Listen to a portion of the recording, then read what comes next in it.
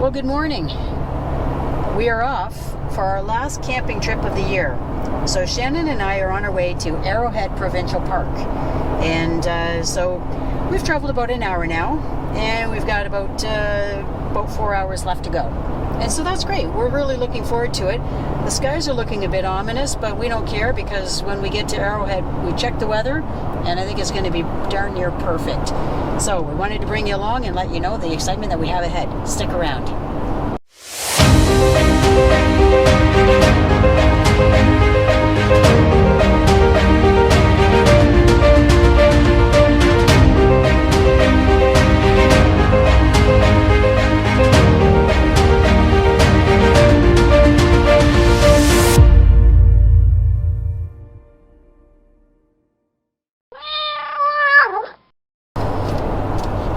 Well, we've got about an hour left to go, and we are now starting to get some hints of the colors that lie before us for the fall.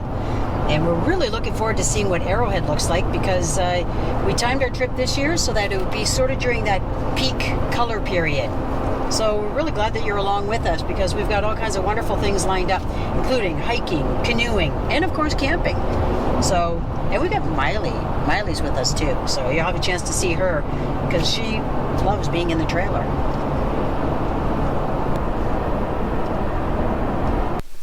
Well, good morning. This is our first morning at Arrowhead Provincial Park, and we're still learning. We're still learning in terms of the things that need to be done or things we need to anticipate when we're camping. So we're set to be here for about 2.5 weeks.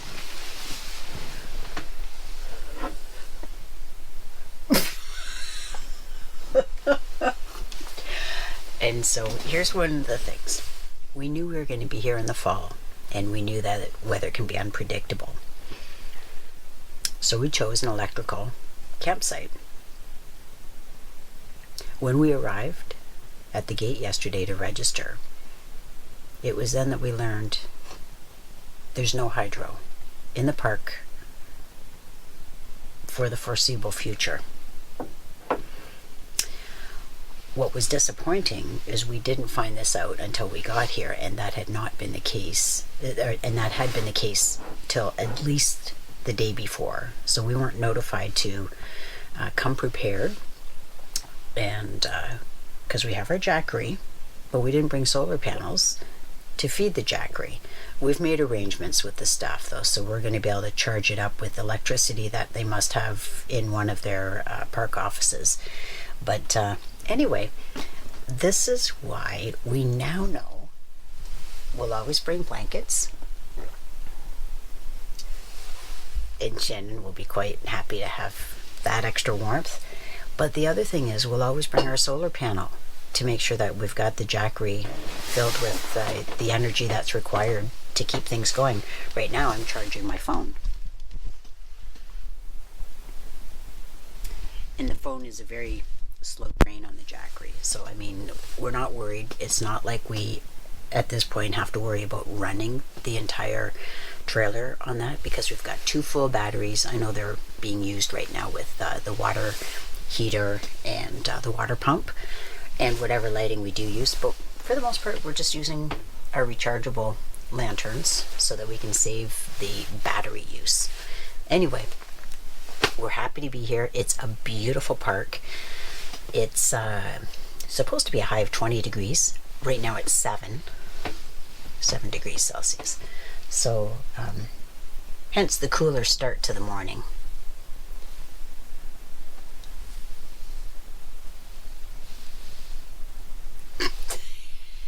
Anyway, we'll be out and about, and we'll bring you along on our adventure today. So as we tend to like to do, we're just out exploring the campground. We have been here once before. It was a year ago, but and we were only here for about 5 days then. So this time when we're here about 2.5 weeks, we're just so impressed with all the nooks and crannies that we've been discovering, like the very short walk that it takes for us to get to Arrowhead Lake. So we see a perfect spot for us to be able to launch our canoe, our inflatable canoe, when we're feeling like that. It's still not that warm out today. You can see we're still bundled up, but it's beautiful. It's quiet. It's overcast right now, but you can see the blue sky above the thin layer of clouds. It's just a really peaceful walk this morning. So we're on the pathway to see Big Bend.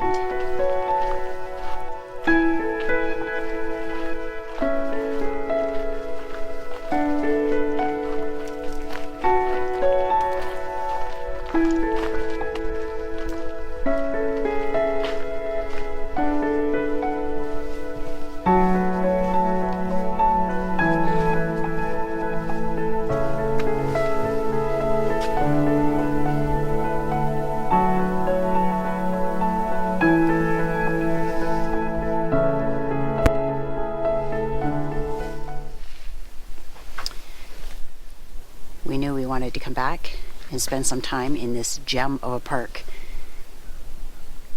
And this is an example of the kind of beauty that we look forward to seeing.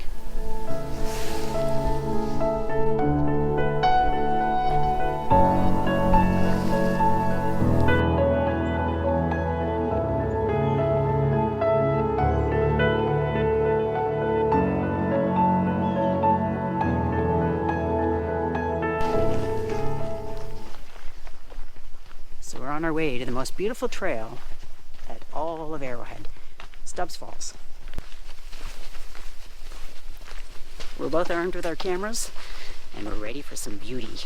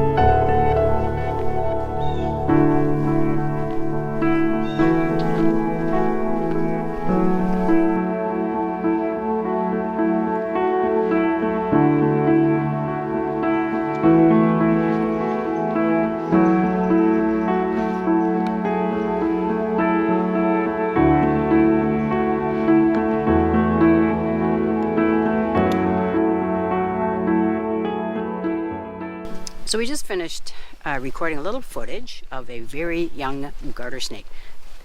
Could have actually been a hatchling from this year. So anyway, Shannon's the one who pointed it out. And what's unique about that, Shannon? Just that I don't care for them, so it seems like I'm a magnet for them. But I pointed it out. I was going to pretend I didn't see it, but I let you know. That worked out really well because I really love snakes. They're up near the top of my favorite animals, and the reason for that is they're a lesser understood animal. Bats rank pretty highly too, and again it's because I guess when I used to teach outdoor ed, it was a matter of trying to dispel the myths and the fears that came along with people's perceptions of snakes and bats. So anyway, so I'm excited we had a chance to see that very young garter snake. Today started off around 7 degrees and it's supposed to be a high of 20. Right now it's probably about 15, 16 degrees. So that's probably why we're not seeing a whole lot of snakes.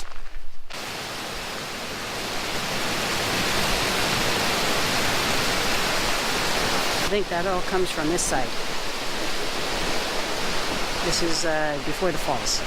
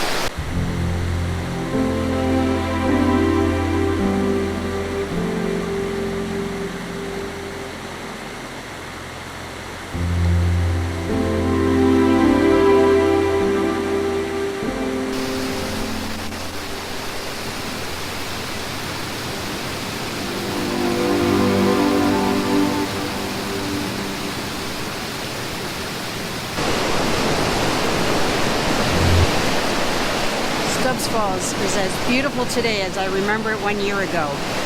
And I'm so glad we have reason to come back here at least a few more times during our 2.5-week stay at Arrowhead Provincial Park.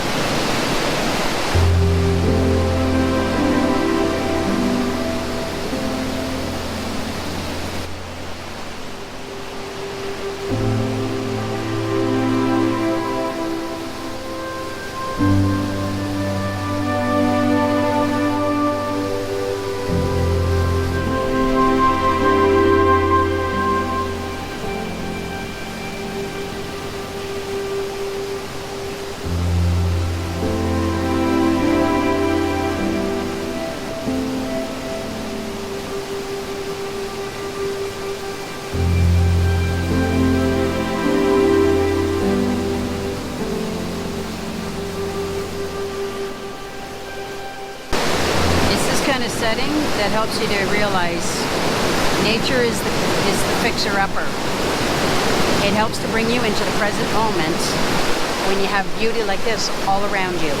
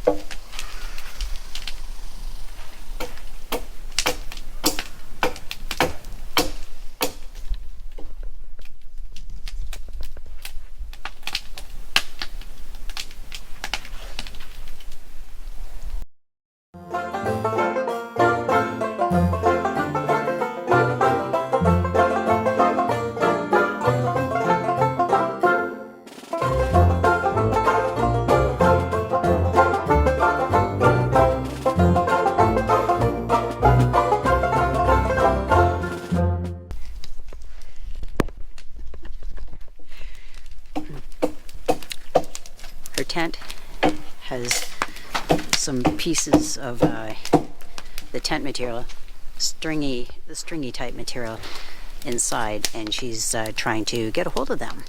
So it's giving her lots of exercise. Happy to see her do that.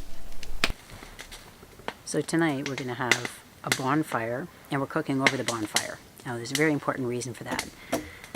We arrived at the park yesterday, and when we arrived we learned that in fact there's no hydro, and we're expecting to be here for 2.5 weeks. So we're making do, and so one of the things we're going to try in order to sort of preserve the propane that is now feeding the fridge and cooking any other meals, making coffee and things like that for us, keeping us warm. So when we need to heat the place, we're using propane. So to kind of ease the pressure on the propane supply we have, we're going to cook our dinner over the fire. So, yeah. it makes sense. I'm glad that we have a reason to stay warm around the fire because it's, so it started off 7 degrees today. It climbed to probably close to 20 degrees Celsius, and now it might be sitting around 14 or 15. It's very comfortable, but it's a really great time for us to be able to have a bonfire instead of the sweltering days that we were feeling just a week or two ago. Anyway, glad you're here with us.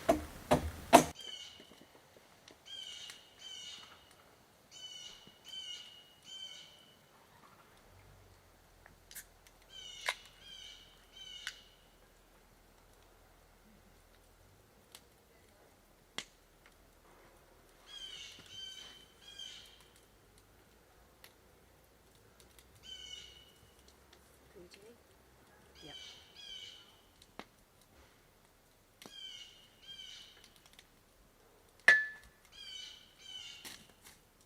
That's some nice protein coals. Yeah.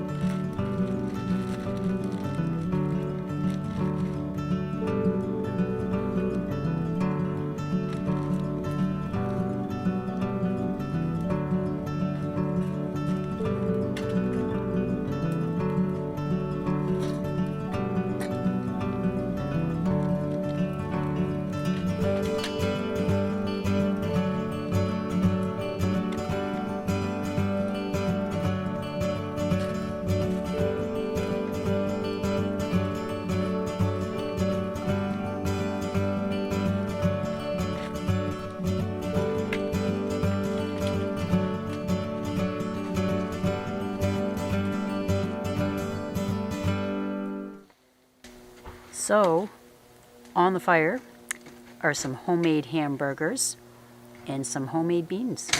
So that's our simple meal for tonight, and we're looking forward to it. It's about 5 to 6.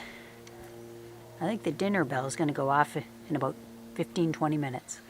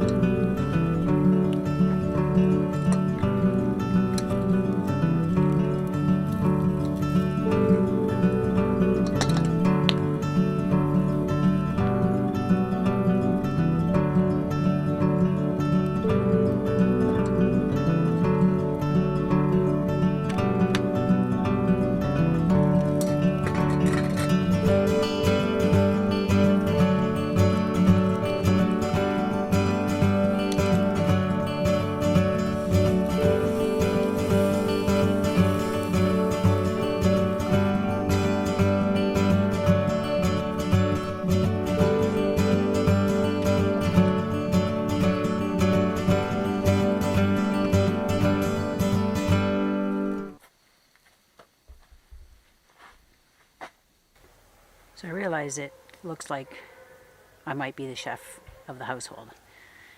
In fact, what I'm doing is I'm cooking the meals that Shannon prepared. She makes those homemade burgers. You call them what? Mama burgers? Mama burgers. Mama burgers.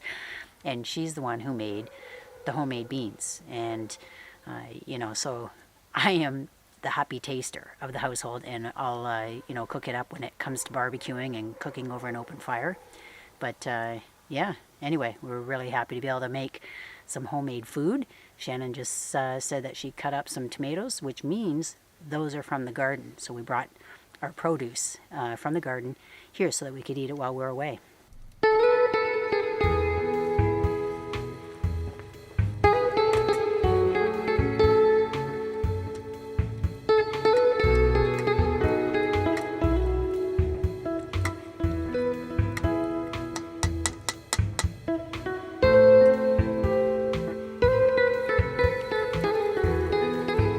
Do that to melt the cheese.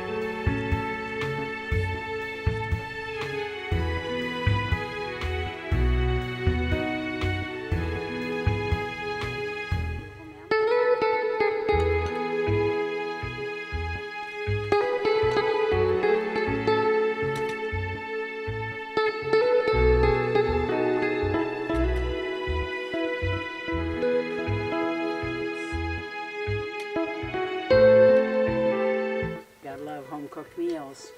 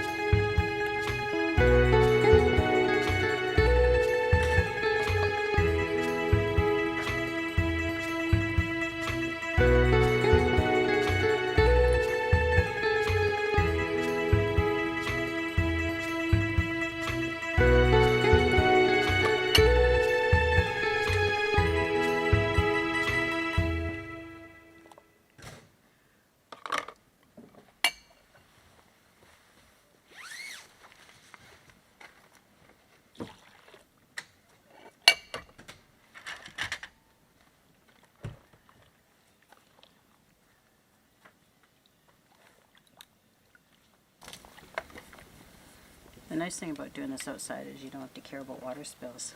That's right. Right?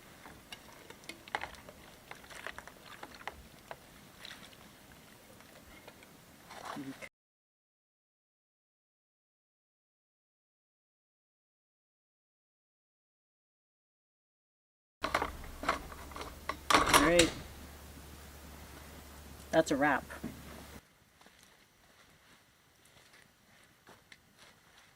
You're not the only one that gets to have saws. Look at my saw. It has different blades. Mine's this big ass baby.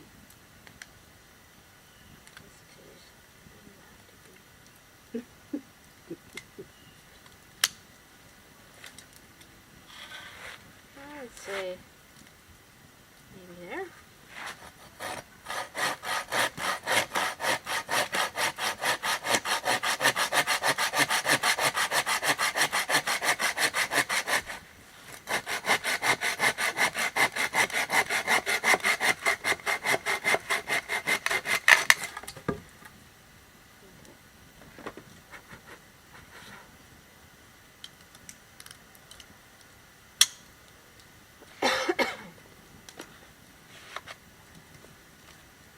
That's a pretty big package for that little cut. Hey. You didn't know I had that, did you? I don't know. You get so much stuff from Amazon Prime. I did buy that. It came to us in business little treats. Oh, okay. It's actually yours too, but I didn't want to tell you that.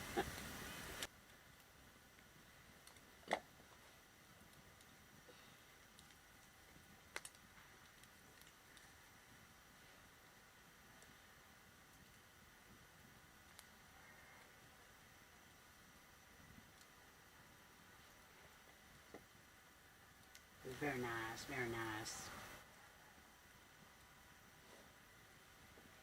Do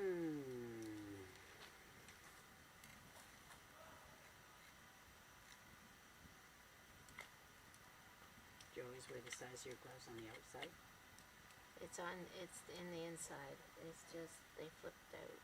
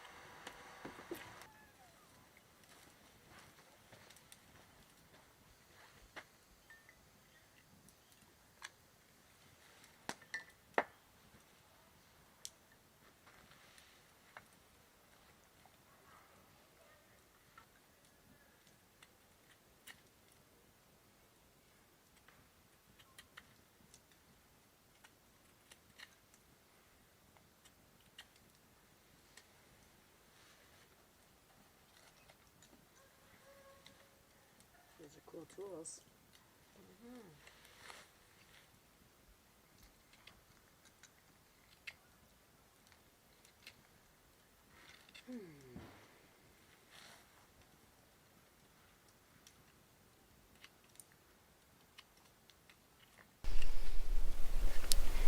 So,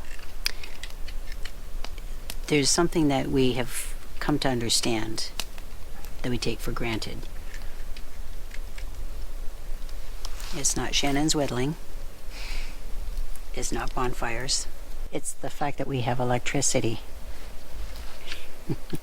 We're very excited that the electrical problem was figured out and fixed this evening or late this afternoon. And the park warden just came by and asked us to try out our power, which we hadn't tried. And we're very excited. We have power because we're here for such a long time, for a good 2.5 weeks. So anyway, it just goes to show how we take things for granted. But all the things we really couldn't do because we didn't expect to have electricity, like without running the propane, having a heat source. Right now, we have a new heater. It's sitting out on the table. We're burning off the fumes because it is a new product. We had planned to have our beverages stored separately so they wouldn't take up room in the fridge. So that's an electric cooler. Instead, we bought ice and put it on our water cooler, which meant we were going to operate with one less source of water for rinsing things or for filling up the trailer, because we have 2 things that we bring to fill up the trailer. One is this big jug, the other is an equally large size 5-gallon container that's more difficult to bring from the water tap because it doesn't come on wheels. This one comes on wheels, but we had to use this as our cooler because we didn't come equipped with a cooler other than the electrical one, which we were using in the vehicle when we were driving here. So all of these things, we didn't bring a duvet because we figured we're going to have a heater. We're going to have a nice dry source of heat inside. We had just filled up 2 propane tanks at home, but we only took 1, not including the one that's on the tongue, because we figured we're going to have electricity. We don't need that to heat up the place, or that we would use it just for providing heat if we needed it, but we have an electric heater. We didn't think we would need propane to run the fridge, but we did for the last couple of days. Now it's on electricity, so we don't have to worry about running through the propane. Anyway, just thought I would provide this update.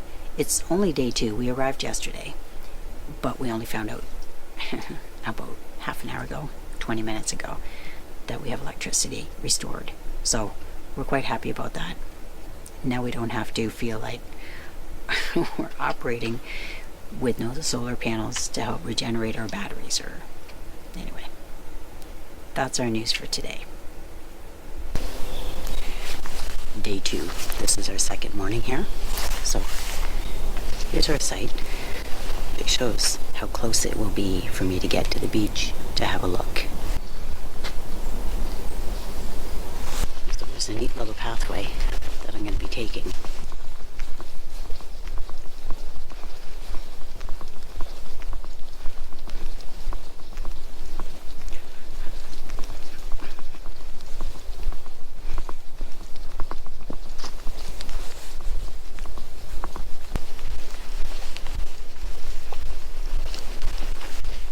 So we've got some rain booked in for today.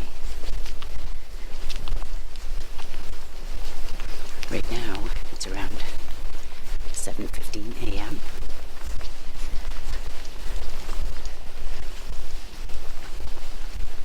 And I guess we'll have a little bit of rain, perhaps at 8 o'clock. So yesterday, came down and had a look, and couldn't see anything but mist.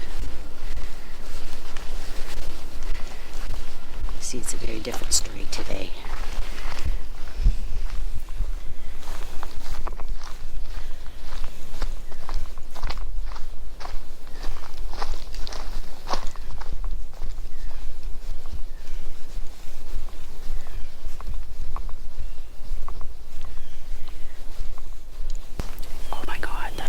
this.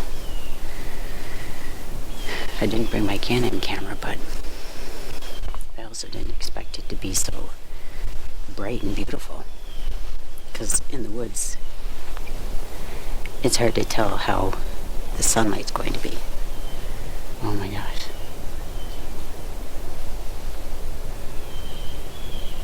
Well, we'll enjoy this together.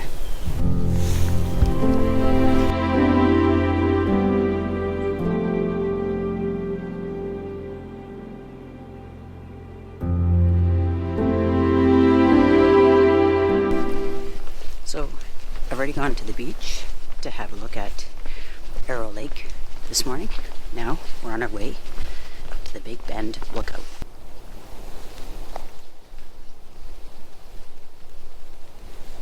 Uh-oh, I can hear raindrops.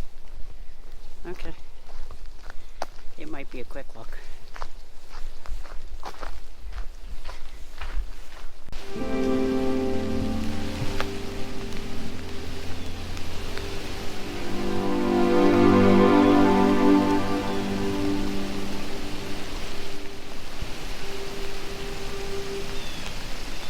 It's not raining that heavily, but it will get me wet. Okay, so this means that sometimes those rain forecasts are accurate. Said it would rain around 8 o'clock. That's in about 15 minutes. It's okay. It's a pretty spot to come and see early in the morning. Good morning. So, we're not at our campsite right now, and the reason I just wanted to tune in right now, this is about our third morning here at Arrowhead, is because yesterday there were threats of a tornado throughout a large swath of areas in its pathway in Ontario. So what we ended up deciding to do is leaving our campsite and coming into a motel just outside of Arrowhead for the night.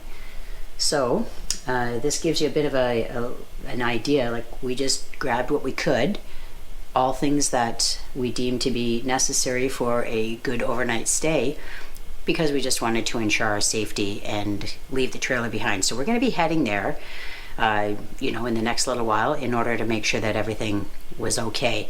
We had lots of rain, but we were more concerned about the winds with the tornado and falling branches and things of that nature. So these are some of the things we felt were important to bring.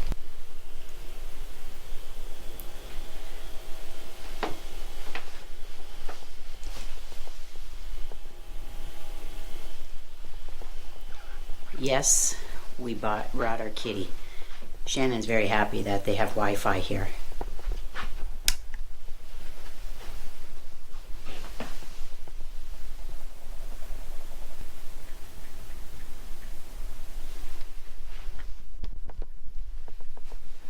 So Miley's quite happy. She's got a different window to look out.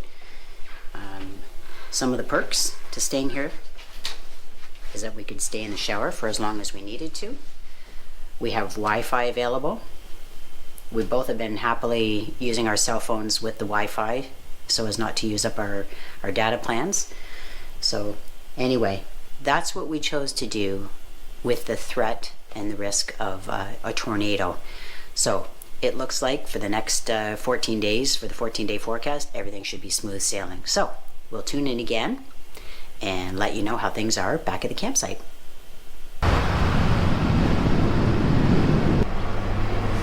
That was about a 30-second drive to get back to Arrowhead. We're glad to be back here, though.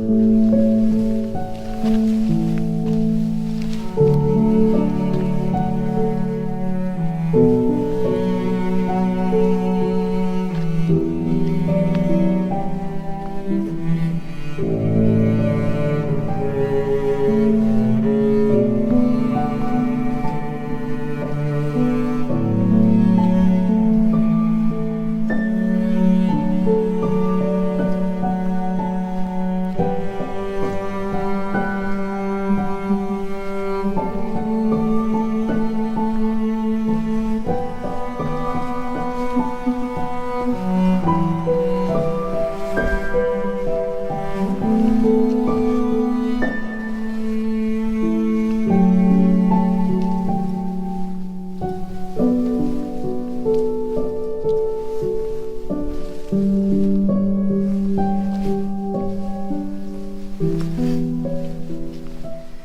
Mizzy Trail is a dog-free trail that the person at the information office said is a really good viewing one for animals.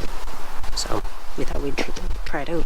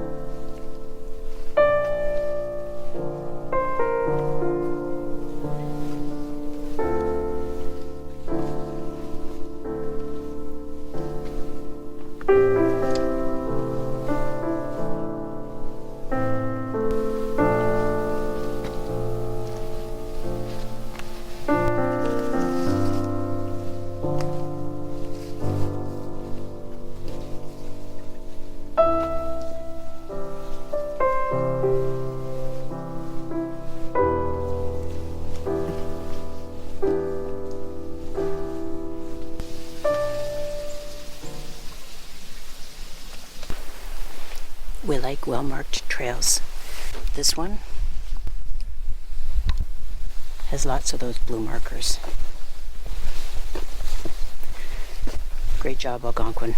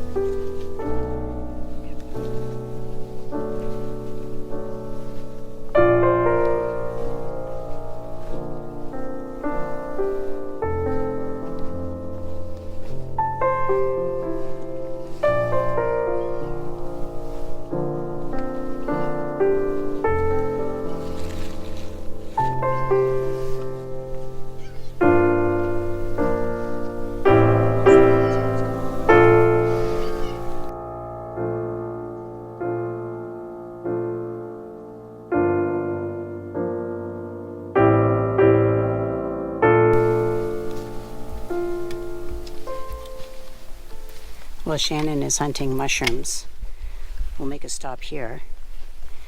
This is hemlock. Hemlock is a coniferous tree that has flat needles. So it makes it a little bit easier to identify, because when you take a needle, they don't roll in your fingers. I know that wasn't a good demonstration, but okay, they've got a light colored undersurface. Hemlock. Okay, so we haven't had any luck seeing big animals. However, this is one confirming detail. This is a trail that they use. I'm going to show you it, and then we'll identify it afterwards.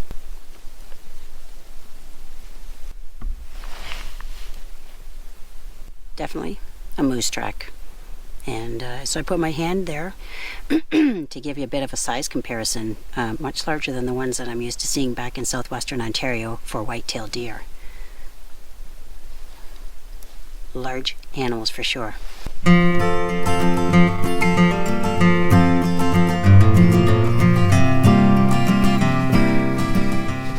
We're still on Mizzy Trail. It's beautiful. Nice variety around this wetland.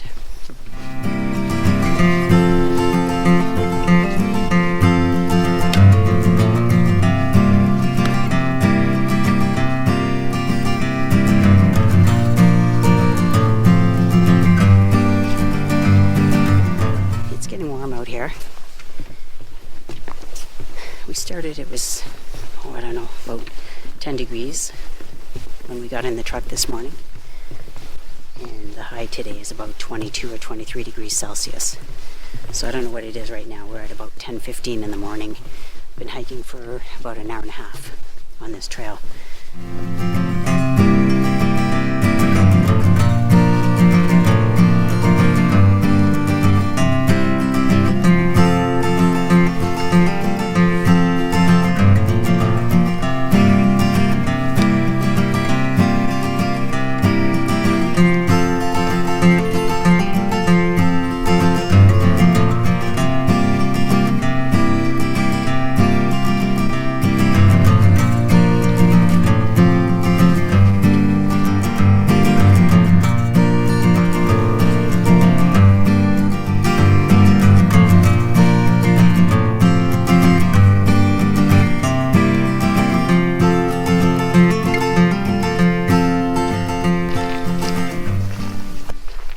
So we're about 3/4 of the way around this trail. It's been a really interesting trail. The fact that it goes all the way around Mizzy Lake gives you good opportunity to see animal habitat. Yeah, I know we didn't see large animals. We always hoped we would. But we know we're in their habitat.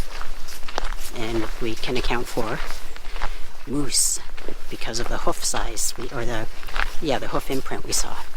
Anyway, it's been really interesting for us.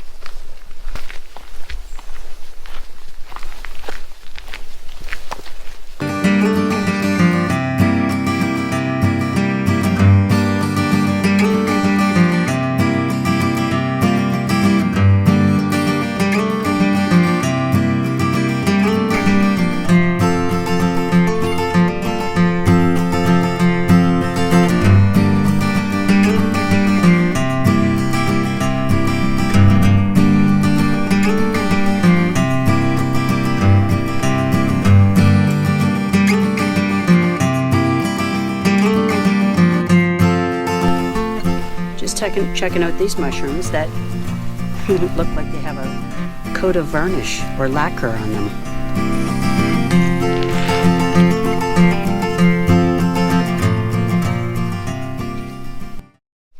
Okay, so we've been in this situation before where you underestimate how long it'll take you to finish a 10-kilometer trail.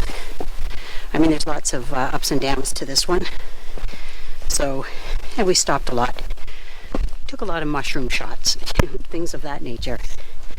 So, anyway, we know that we're about halfway finished. We thought we were more than halfway finished a while back with one of the other markers. but that was not the case. So that's okay. It's a beautiful trail. There are lots of open spaces, and when we saw lots of open spaces for Mitzi Lake, we thought we were coming close to the end of the trail. But that was wrong. So anyway, we're going back down. We're going back into the woods, and we realized lunch is not going to happen at lunchtime today. It's going to happen a lot later, but it does give us a chance to hopefully see wildlife, since that's what we've been keeping our eyes open for, in the hopes of being able to video or photograph interesting things. Okay, so this is quite the steep here. So for those that saw us do Peak Mountain in Lake Superior, there are parts of this trail that are bringing me flashbacks of that. Anyway, that's okay. Temperature is supposed to top out at 23 degrees. Since we're in the forest, that's fine. It was really warm when we were out in the open, but it's good in here. It's good in the forest. We would like to have had our lunch with us, but we realize that's not a good plan, because you don't want to become bear food bait. And we know that they're very hungry at this time of year in the fall, when they're trying to pack on extra calories to be able to hibernate or semi-hibernate from November to April. So you don't want to bring along snacks when you're on trails that are in bear country. So that's fine.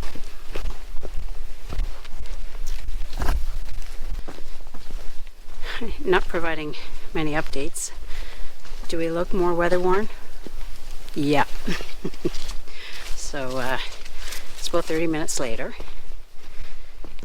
and we're looking forward to lunchtime. But it is beautiful in here. I mean, it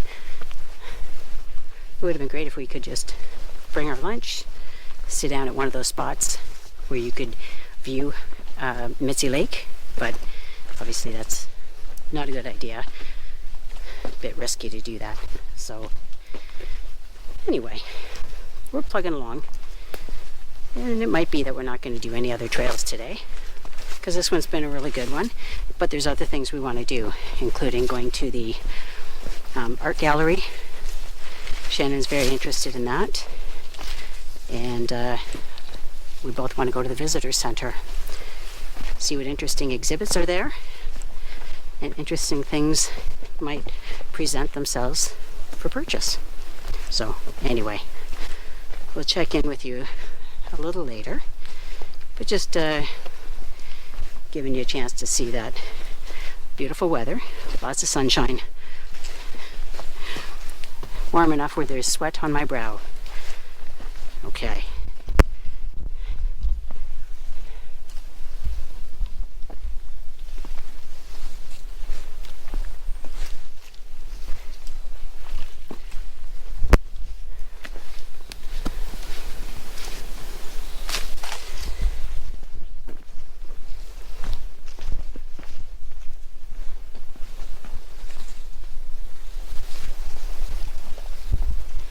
Algonquin does a great job with marking their trails, because there were some spots we traveled along where you're right on the edge of the lake and you hope your footing holds, and you're not sure if somebody else just cut a trail that allowed them to see things,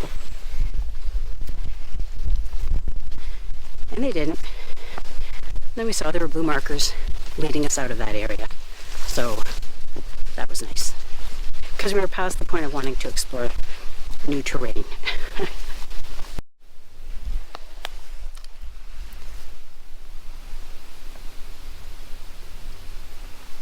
Right? That's for scale.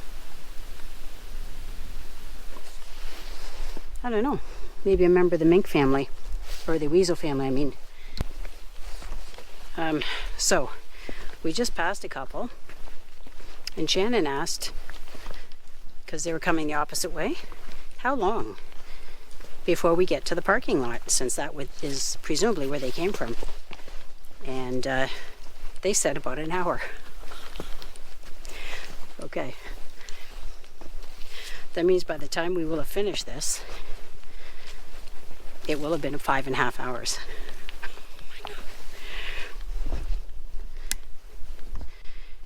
Yeah, 5.5 hours, eh?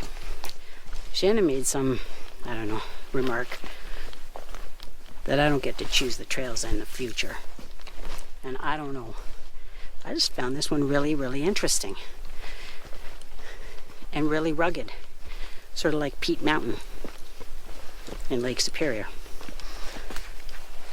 So, anyway, we're getting a good workout. And it's very beautiful in here. So we're very fortunate it's the fall because the temperatures are more tame and biting bugs are almost non-existent. And that's because of the cooler temperatures at night. That's kind of knocked their numbers down.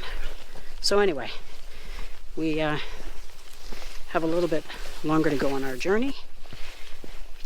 We've decided we're not going to stop and take more images, in her case photographs, in my case videos, unless of course there's something really interesting like bear, moose, wolf, or other animal. So anyway, that is the update.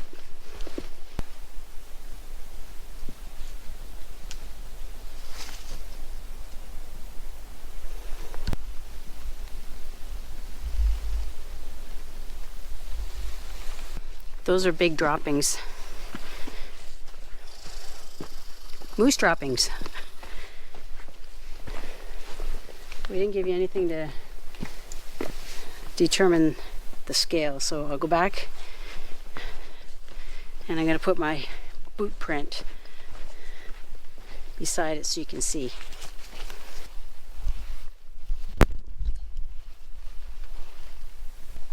Much larger than deer droppings.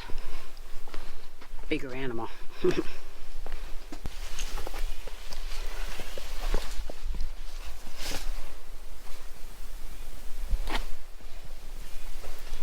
Looks like the work of a pileated woodpecker because of the shape, the oval shape in the home stretch. So we're giving her back a little bit of a break, sitting out here in a meadow. And we think we have within 30 minutes of finishing this. We'll find out. But it feels good for right now when we're taking the load off our back and off our neck. Yeah, so we've been hiking for 4 hours and 15 minutes so far. And yeah, we did take a lot of stops, or made a lot of stops because we were busy photographing and videoing. But that's how long we've been out here. So it'll be interesting. We'll find out at the same time as you how long this whole hike has been. That's 10 kilometers. I already had the 15,000 step go off on my Fitbit just a couple of moments ago. So we'll see and let you know how many steps this has, how many steps and how many stairs this has entailed. So we'll check in.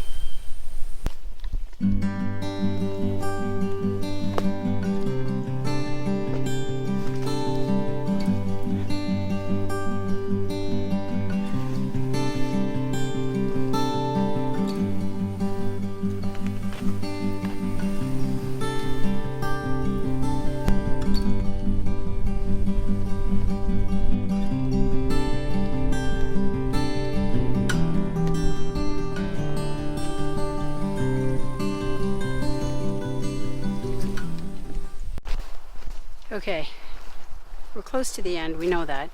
And it's not because, you know, we're feeling elated and everything, it's because we hear the sounds of traffic. So we know that we're close to the end, and that works out really well because we are really tired and very hungry. So lunch is going to taste extra good for us today. Is that safe to say, honey? Pardon me? Lunch is going to taste good, Yeah. right? Okay. So we'll give you our numbers when we come to a stop. We're very excited because we see a parking lot. And we know that in that parking lot is our truck. Oh my goodness. This has taken a little bit longer than we thought it would. But we're here. And I see the truck tucked away on the other side. So I'm quite happy about that. Okay, lunch is served soon. Okay, so the numbers are in. We didn't give you an update immediately because we were famished. So we just finished eating our sandwich and we have more lunch snacks to go through. But here's what we found out. So, Mizzy Lake is 10.8 kilometers and its rating in terms of difficulty is 3 out of 3. So it's difficult. It suggests on this brochure which we picked up last year at the information booth, it takes 6 hours. Well, you know what? It took us 5 because we started at 8:45 and we finished at 1:45. So 5 hours, but for anybody who's considering taking Mizzy Lake Trail, the reason it took us 5 hours is I would say that we spent at least an hour and a half slowed down to take photos and videos of things. If we were just doing straight hiking, yeah, it would be, as the person at the information desk suggested, 3 to 4 hours. So anyway, it was a challenging trail for sure. The temperature was very good. I couldn't even imagine doing this one in the summertime because you're out in the open for, large stretches. So I'm going to just show the brochure.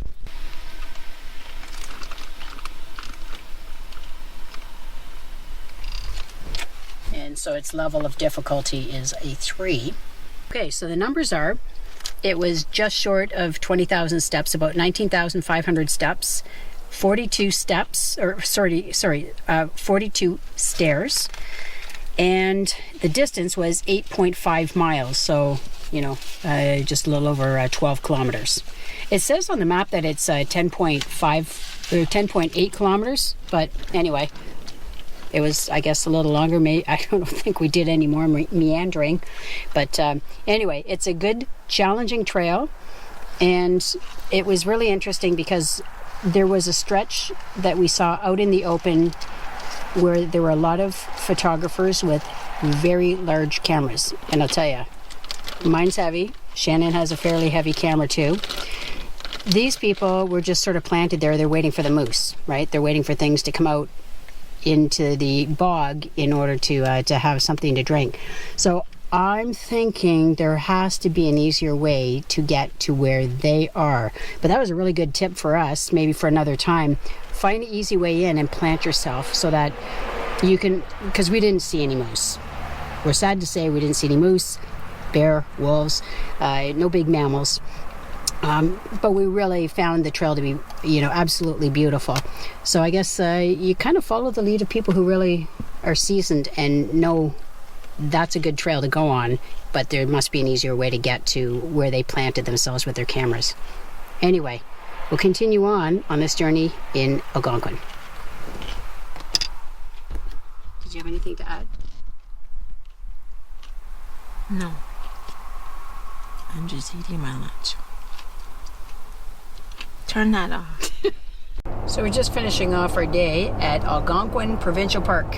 After doing our hike on Mizzy Lake Trail, that's the 5-hour hike, we went on to the Algonquin Arts Center and finished up at the Visitor Center. So it's about 20 to 5 right now. So it'll take us, about another 40 minutes or so to get back to Arrowhead.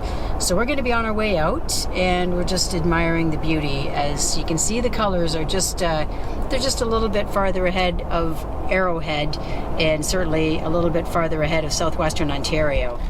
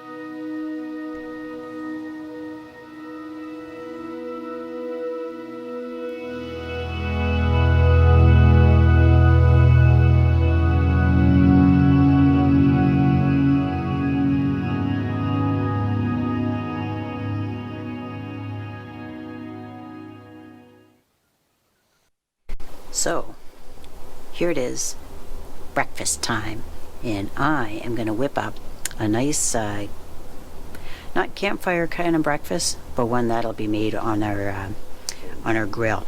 So, got all the ingredients. Got the bacon, got the potatoes, the onion, the pepper, and this is where the cutting is going to happen. And over here is the stove. I'll pull that out shortly. We have 2 stoves with our unit, the one that's indoors, and instead of cooking bacon and making that smell stay inside, I'll cook it outside, and it keeps the moisture out here too. So we like to do that with the trailer, do as much cooking as we can outside. So the magic is going to happen here soon. I'm going to start doing all my chopping up, and you'll have a chance to see that unfold. Bacon and eggs coming up. Okay, so this is what the operation looks like. So I got a couple of potatoes I'm going to be cutting up. We got some nice hot water with soap so I can keep my hands clean. There'll be some onions cut up. This is half the package of bacon. Of course, some peppers. And the other half of the bacon is cooking right there. So some might feel that this is a high-fat diet. I don't know. All I know is I love the taste.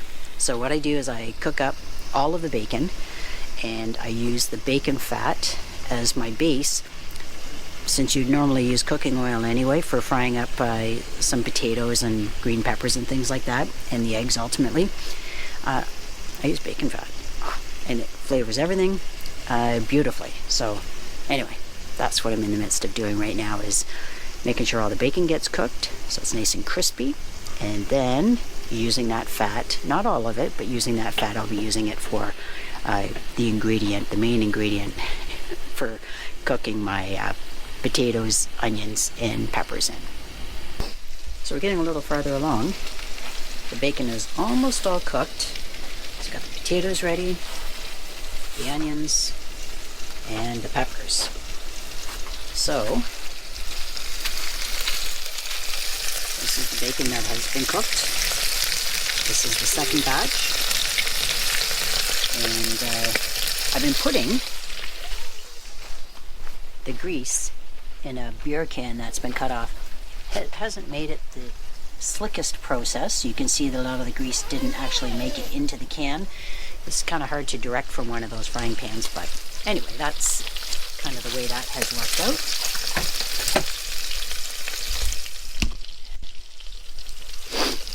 I did taste the bacon, and it's really good. I haven't had bacon in a long time. Shannon doesn't share in the pleasure of eating bacon, so I tend to eat it sporadically.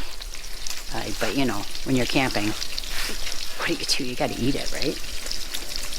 But it's nice that we can confine that odor out to the outside with having this outdoor stove set up. Okay, it's a timed process, so I got to keep going here. So the bacon's finished, so I just have it sitting in a pan here to keep it warm.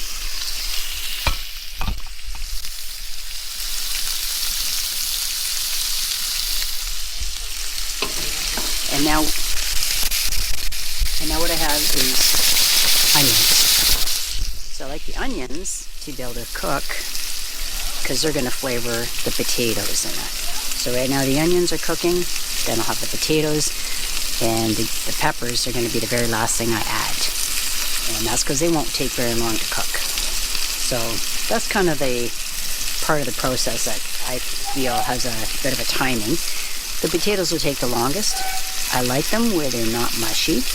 I like them where they're almost al dente. And so that'll get put in here next.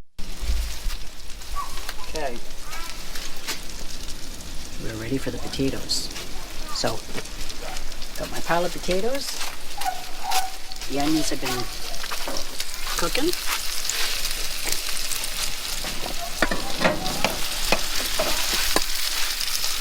And so, the thing is, the onions are going to give that a really nice flavor. Of course, the bacon grease will too.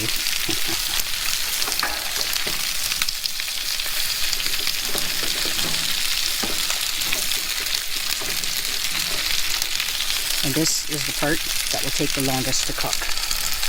And we don't have a proper lid for that particular frying pan, so it'll take a little bit longer. So, this is what we're looking at. I probably have 20 to 30 minutes of potato cooking time. I'll add the peppers, and once all of that is ready, I'll put it over in a pot. I'll have another pot out here too, and we'll keep it warm, and then we're going to add some eggs. We'll fry up some eggs for that. Okay, stay tuned. You gotta know this is coming along when you see this.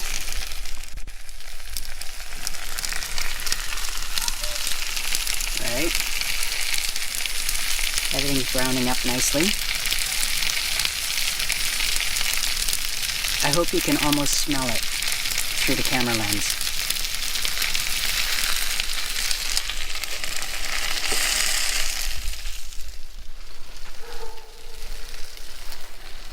I seem to have gotten into some sort of healthier lifestyle since Shannon arrived on the scene. I'd eat that probably at least a couple times a month. Bacon fat induced coma, right? And with those potatoes, I'd have onions, garlic. In fact, I used garlic in everything but my cereal. So I'd have loads of garlic. Did we bring garlic? No, we didn't bring garlic. So, and so, anyway, it was. I also really enjoy using bacon fat in order to cook pierogies. It's so good, and loads of sour cream. And I do that, but not very often because Shannon is on a very strict diet, and she's way more disciplined than I ever could be when it comes to food. And so there's a lot of foods that she won't participate in eating with me. So therefore, I'm not as inclined to cook that, and so we have meals that we can enjoy together. So anyway, so this is a nice treat for me.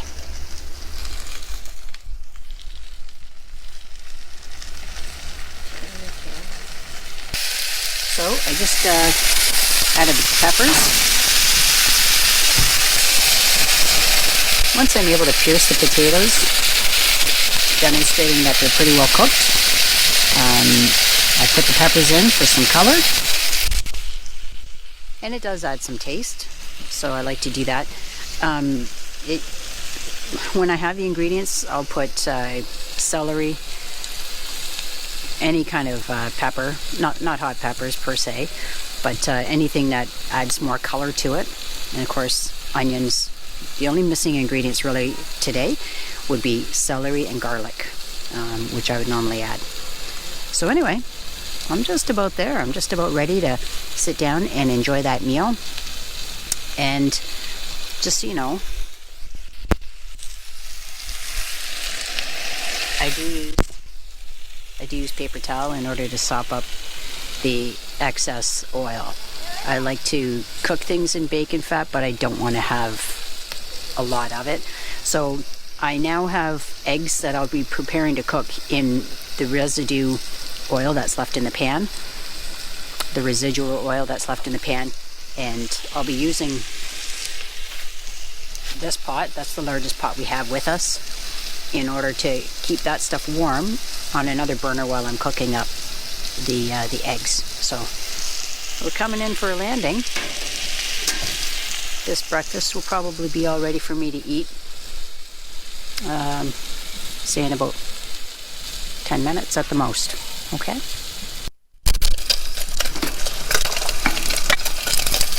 So this is where all of the food is being warmed. You can see there's a paper towel underneath, and the crispy bacon is in there with that. This is the bacon that is not crispy. I'm using that as my base to get a little bit more oil in the pan, so that I can prepare to put my eggs in there and do a couple of eggs fried. That will be over easy. And Shannon, you don't want any eggs? No, thank you. No. Okay. So, and the difference in our eating habits. Good. She had oatmeal for breakfast, and she's having an apple now. She's very disciplined. And that, my folks, is the campground breakfast. Bacon, potatoes, and eggs. Now for the reward.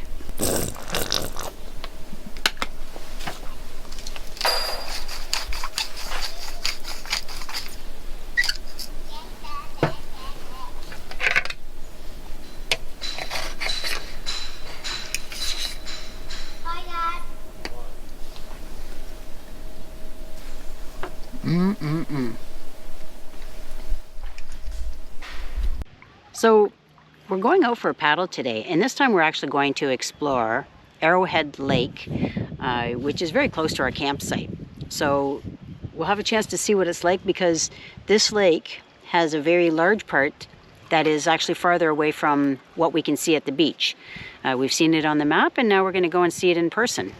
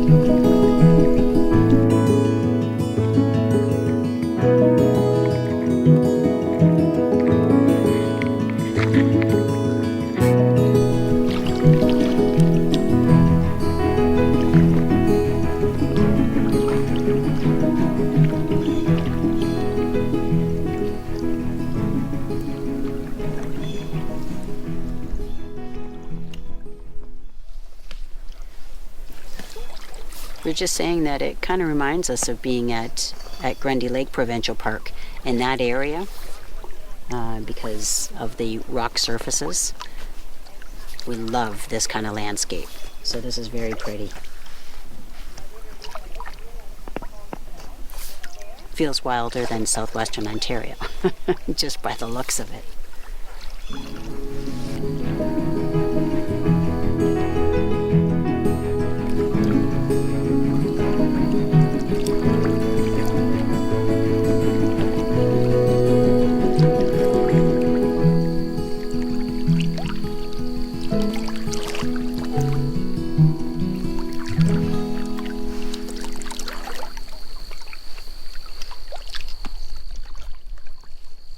Isn't that cool?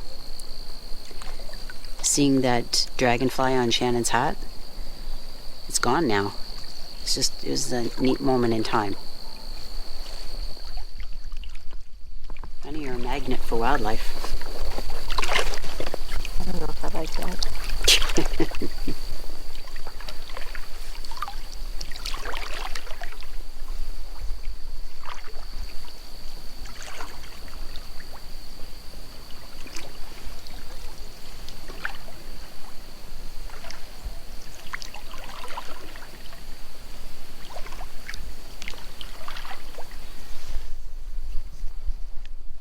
Okay, I'm going to show you. Shannon's going to keep paddling, but I'm going to show you something really cool. Okay? Inside Tilly's, there's a little pocket. And I've stuffed something really cool inside that I'll be able to use for the just in case moments. Now I'm going to show you the pocket. You can kind of see I've pulled away. So there's the pocket. And inside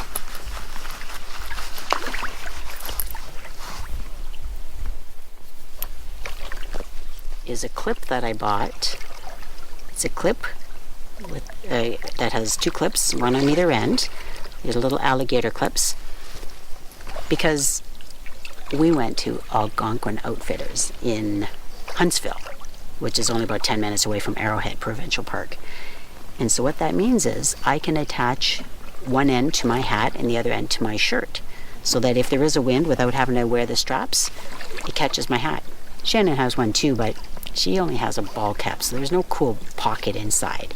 She has to know in advance if it's going to be windy and then attach it. For me, I just always carry it with me. So there's another little tip. Okay, the hat's back on. I attach the clip to one of the straps and the other end to my t-shirt.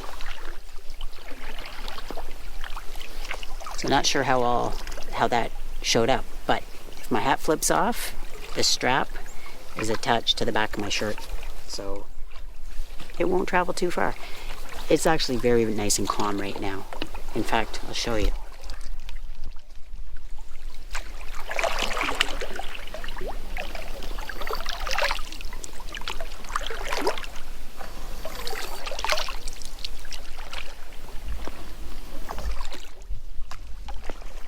But we've come out and sat at the beach since it's, about a 1.5 minute walk from our site. Brought our lawn chairs, sat out there, and watched the waves roll in. So there's different speeds of wind that blow through at different times of the day. So anyway, it's really cool having the beach that close, so we can just watch birds and just the water, just listen to the water.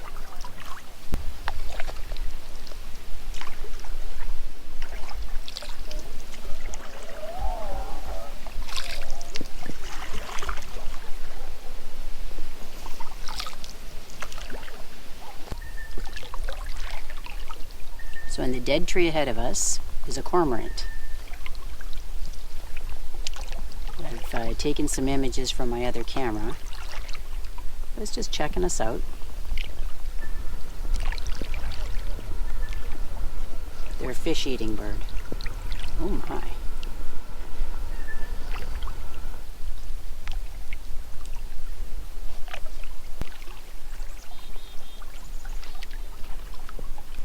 So we'll find a spot somewhere in this marshy area, and that is going to be a good apple break place.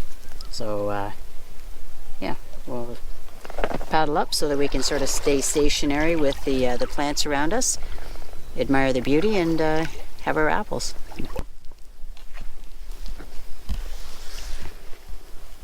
Those were two more dragonflies.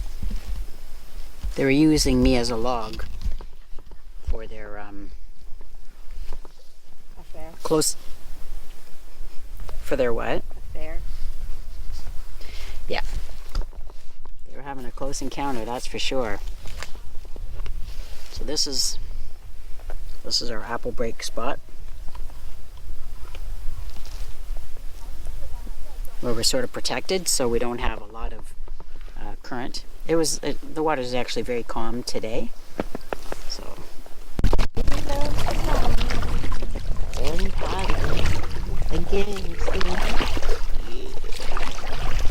There's a little Oh, that's neat. Yeah, we'll go let's go and into the interior. let's explore, and Okay. this would be something Justin Barber would do. My little boyfriend. You can my little boyfriend. You can be Saku. That's dumb. Saku's his dog. Saku. All right, Saku, bye. You're not going to be Justin Barber. You're afraid of everything, so I'll be Justin Barber. We're gonna go in here. Bye, and we're gonna All right, try to rustle up your best Newfoundland accent. put on the old slut and have a cup of tea. Isn't that what, the Newfoundland slang that Claire sent us? Putting on the tea was called put on the old slut. What the heck? Honey? Put on the slut. Have a cup of tea, bye. Jumping Diane. See what happens? She gets too much involved in her YouTube shows.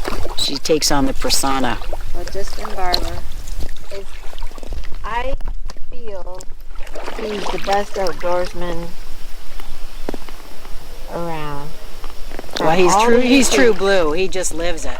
I mean, that guy, Yeah. he's so laid back and mellow. And He's also very positive. When he's dished some negative circumstances for his paddles, he makes the best of it. tired of paddling all over. It's like having Saku.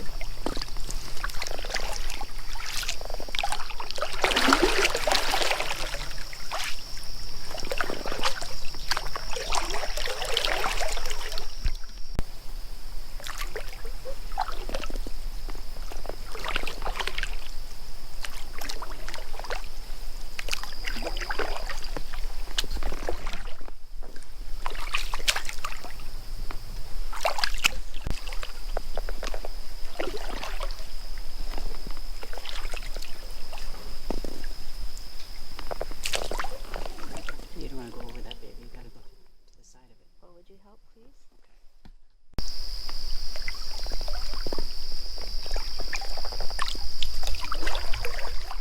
Well, we're going to see how far we can get here. A bit reminiscent of the South Old Woman River that we had paddled from Rabbit Blanket Lake and Lake Superior, where it sort of came to an end with a beaver dam. Well, we'll go up and we'll have a close look, and then we'll probably have to turn around.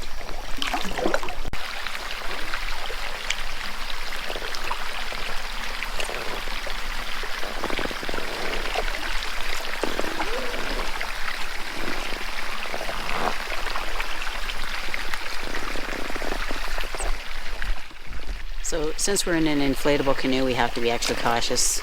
If we had our Novacraft canoe or our kayaks, we could go right through this.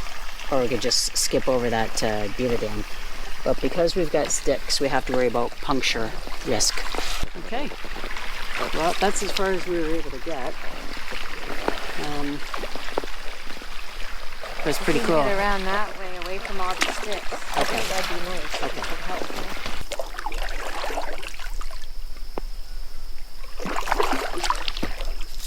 So we're heading back out to the open water. And we did have to turn around at that beaver dam.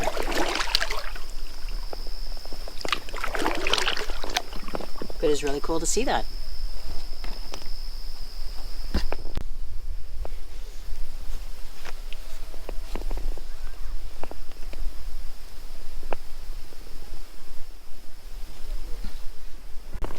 So we're actually heading back to our beach. We just took a family portrait of the cormorants, and it's funny that they were still using that same tree that the one juvenile was using.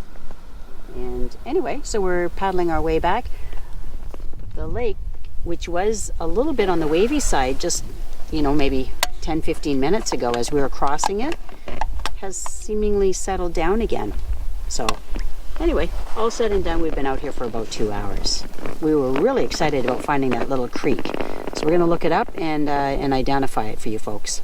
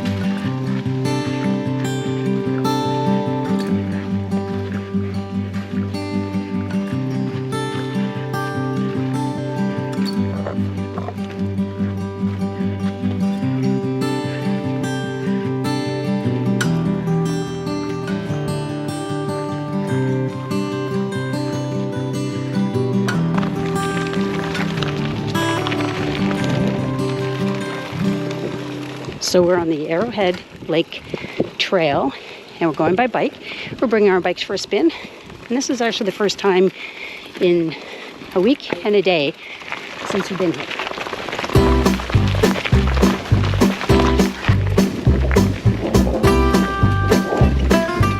Beautiful view as we go around the lake.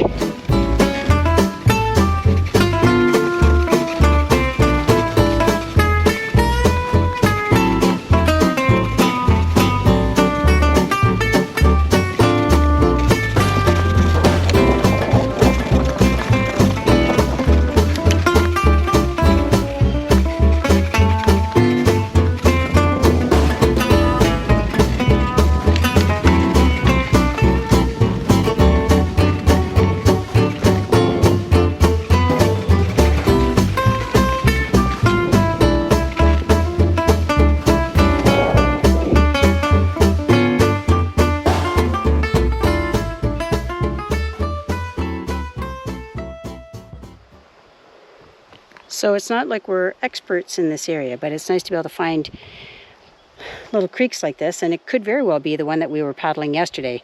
We're going to have to look at a map and see how it all lines up with where we are right now. But it's cool.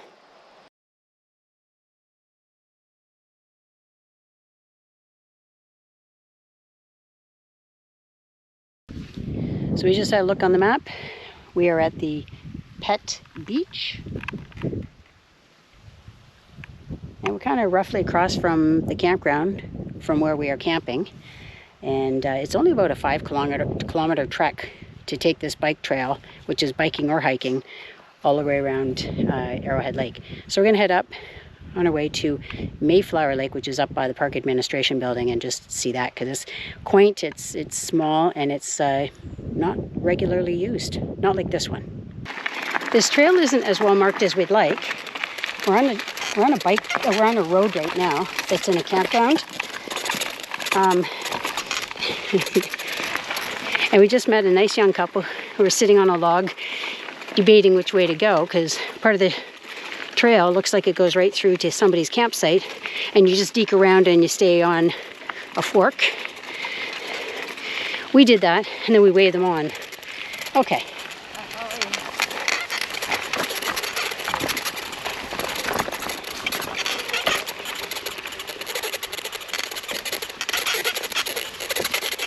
Some people would like to go really fast down here.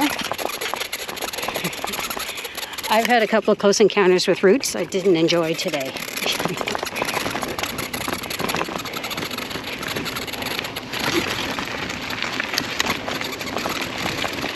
Anyway, so this is good. We're back on the bike trail with beautiful scenery around.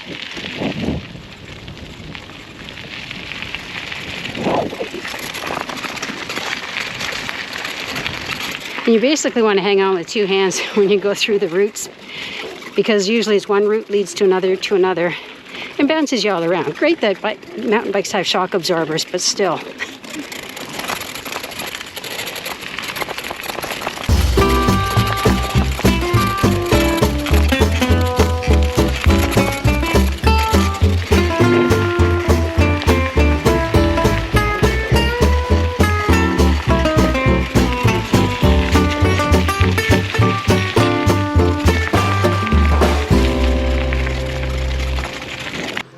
So the interesting thing is, here's the perspective.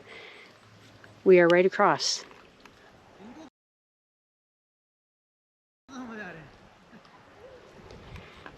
That's the beach that we've launched our canoe, and where I've taken lots of video in the morning of sunsets and like at the end of the day, but bird and scenery footage.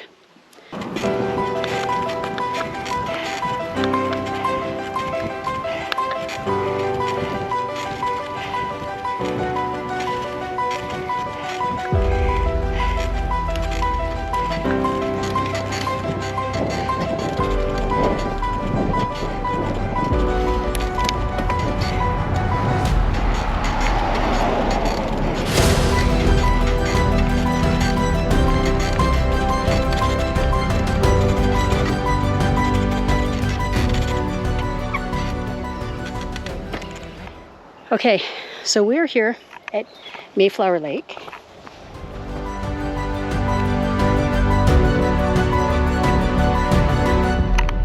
I hiked here this morning, and so now Shannon and I are here on bikes.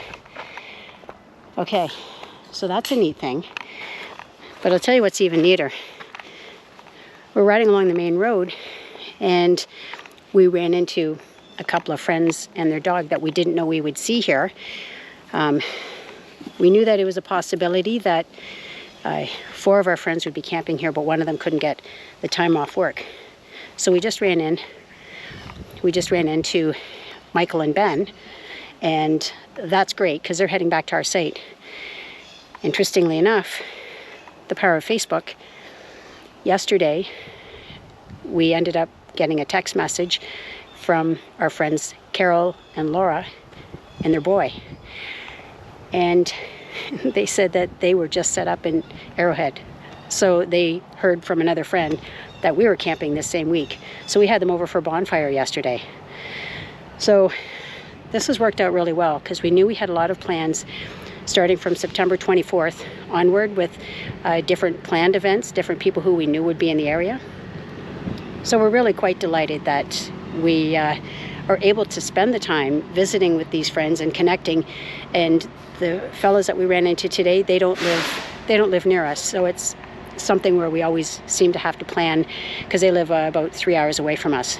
So anyway, Mayflower Lake and 2 happy campers.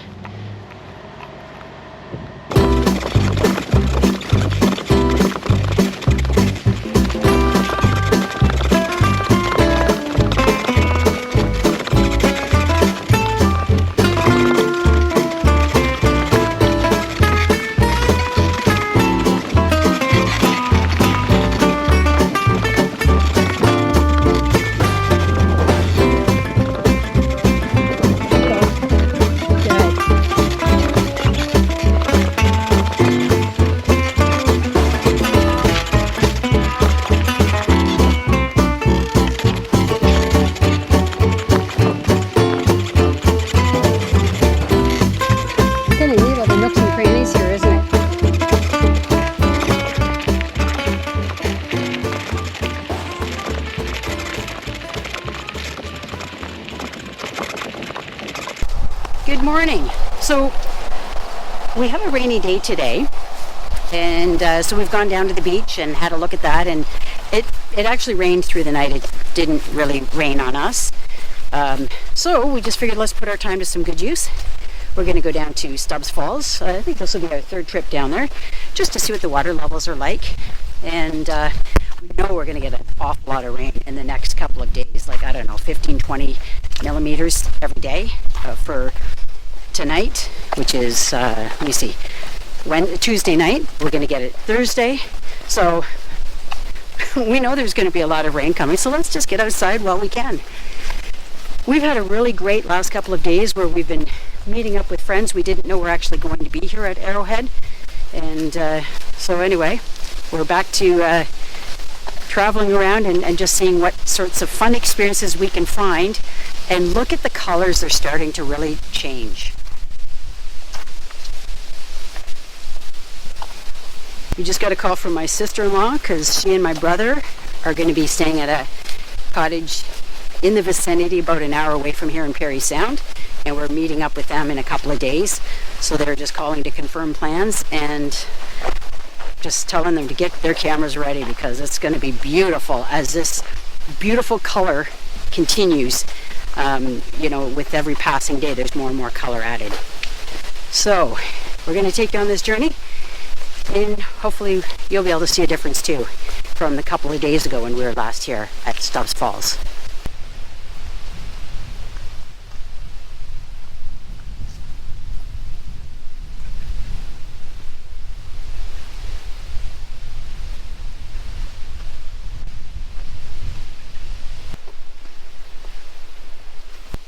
Shannon's much more optimistic than I about the rain.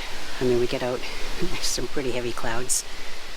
I had an extra rain jacket in the truck. She didn't feel she needed it, so we'll see how it all works out. She's really getting into her mushrooms. So this is what she's doing, is she's videoing them.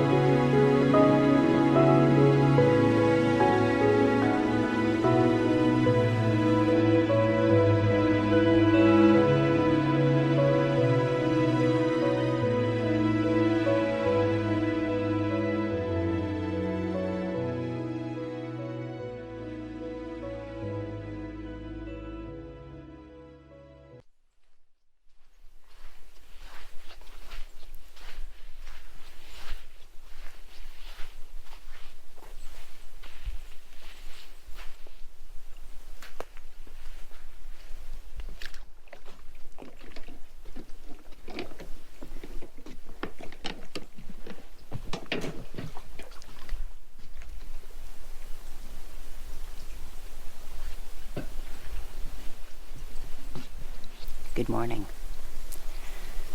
So, we're in a different setting. Arrowhead Provincial Park had a hydro issue, and we were to be in that park for 2.5 weeks. But when you have rain and no electricity, you can't charge your trailer batteries. And I didn't bring solar panels because I didn't know that was the situation going in. So we moved our trailer yesterday without the greatest of ease. And now we are in this beautiful spot in Algonquin Park at the property of a cousin of mine. So stay tuned for what lies ahead.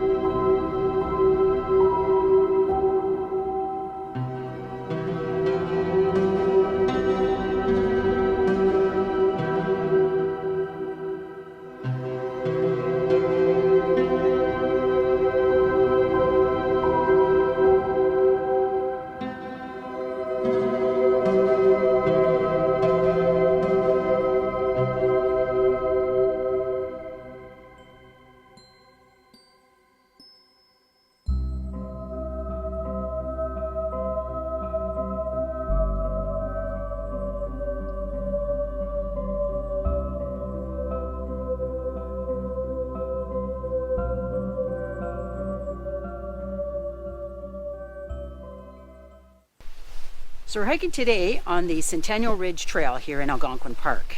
And we're going to have a chance to see the changing fall leaf colors after last night's rain. So you can see the beauty around with the water droplets on the plants. So join us on this hike.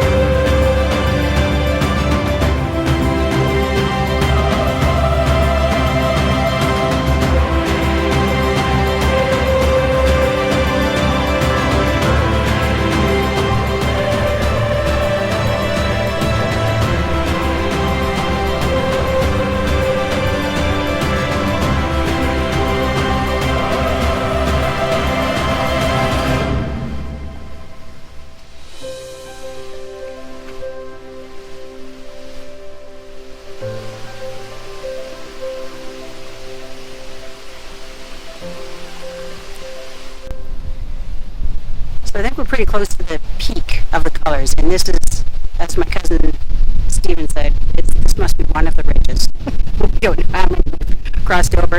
And the height, the greatest altitude was supposed to be 400 meters, so we think we've done that a few times. Views are just breathtaking.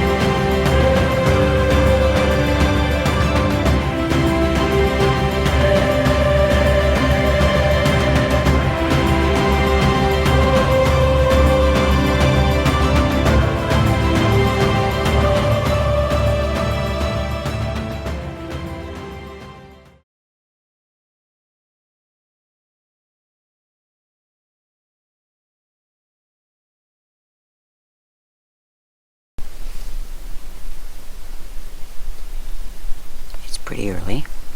No one around is awake right now. And I suppose it's about 6:15, 6:30. That in itself is not incredibly early, but just the fact that it's still dark out here. So I've got my chair down by the water of Whitefish Lake in Algonquin Park, and just waiting for dawn to arrive. It's a little brighter now. And the diurnal or daytime animals are becoming more active. I can start hearing birds. I was hearing a couple of frogs. Yeah, I know some of them are still maybe just singing late into the fall. But it's not that cold out. It's about 12 degrees Celsius this morning.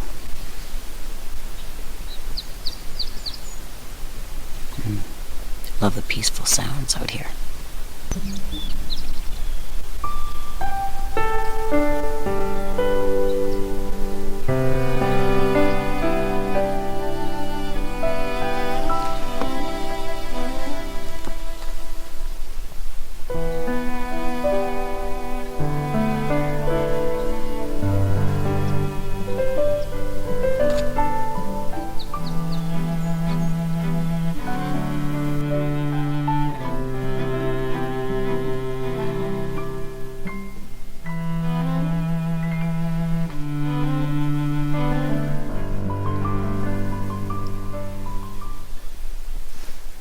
Perfection.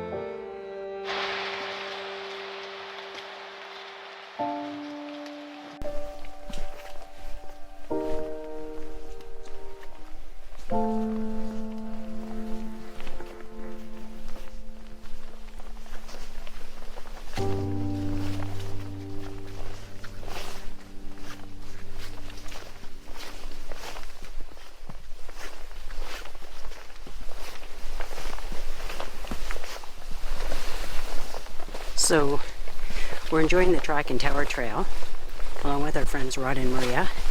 And although it was a drizzly start to the afternoon, we sat down, had lunch together, and we're all fueled, ready to go for this hike. So it's really quite pretty in here. Very scenic, very peaceful.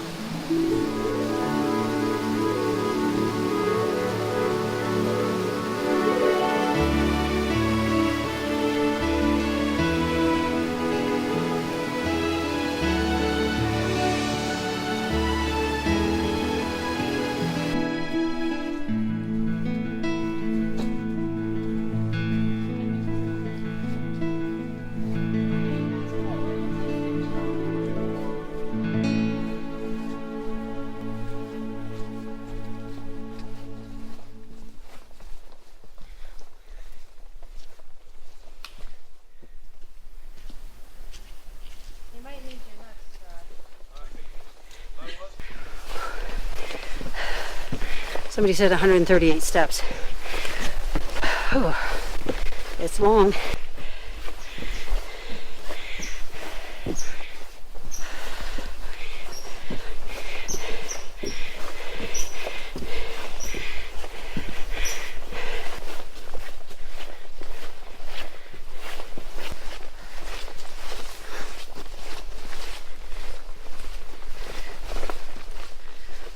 This is at least 5 minutes later after that last stair, and we're still climbing.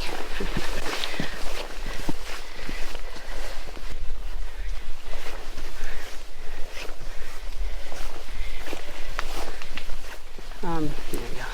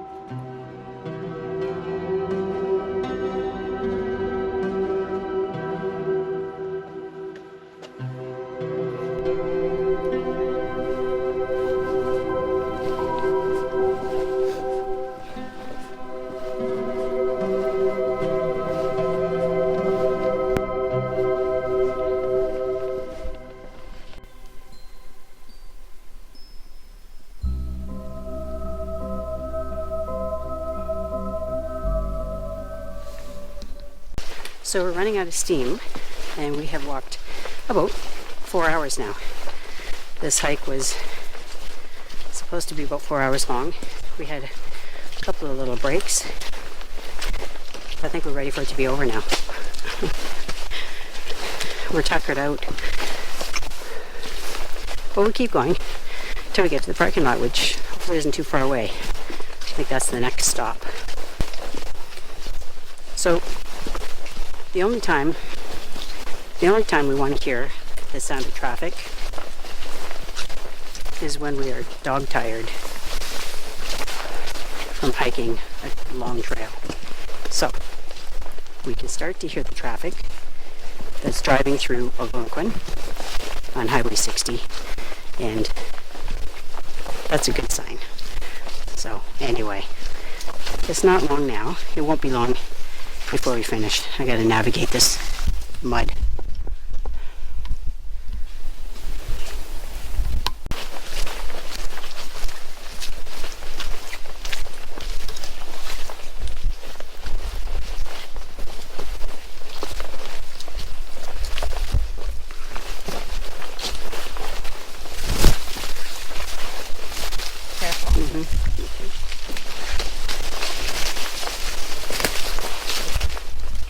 Nice thing is we're coming out to sunshine.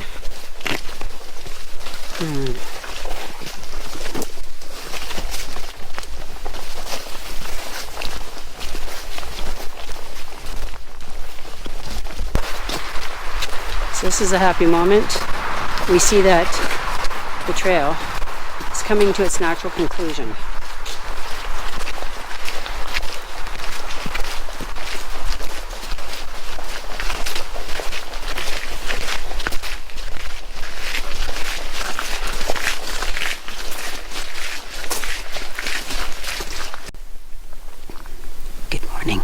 It's a bit of a frosty morning. I think it's about 2 or 3 degrees right now. And so I didn't rush to get outside to have a look out here. This is where I enjoy having my coffee. But I think I'm going to do another hike along the bicycle trail here, which is along the rail line in Algonquin Park, because this is the view from the dock right now.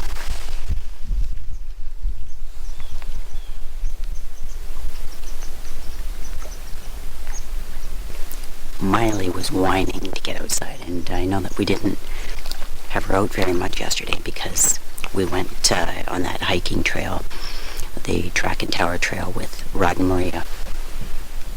So what I've done is I responded to her meows and I let her out in her tent. And the first time I tried to scoop her up and bring her back in, she ran to the opposite end of the tent. I was a little reluctant to do that because it was still dark, not absolutely dark, but there are predators here. Anyway, so I grabbed her this time and I did put her outside. So anyway, she's inside. So that means the inside of the trailer can be kept nice and warm, because otherwise when she's outside we've got to leave the door open so we can hear her and make sure everything's okay. Okay, so I'm going to go for a walk.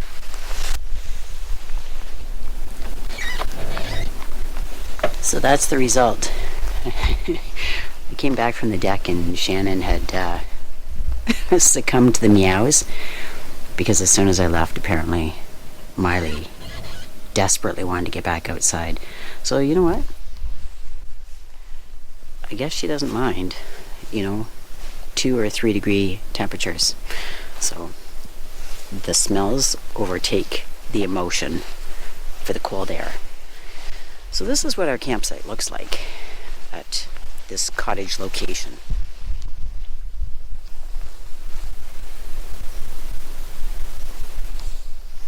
You can see her, like Miley's tent fits right under the awning so that we can keep it as dry as possible.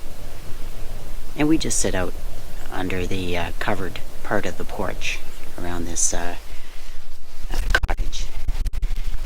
And the only reason the dining shelter's up is not for us to use, but it's because it still has to dry out from Arrowhead. It might have been dry enough yesterday, but we were gone most of the day. By the time we came back, it was dewy. So there's a really good size plot of land here. And there's an outhouse, which we use. And there's a shed. So anyway, I'm going up the driveway and heading out to where it's the bicycle trail along the rail line.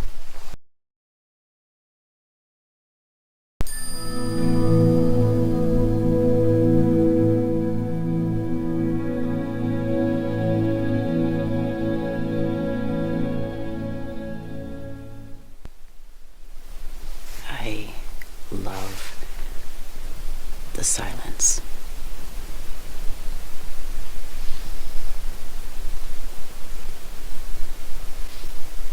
It's the best sound in the world. With intermittent sounds of nature. Yeah. It's a piece of paradise right here. Yeah.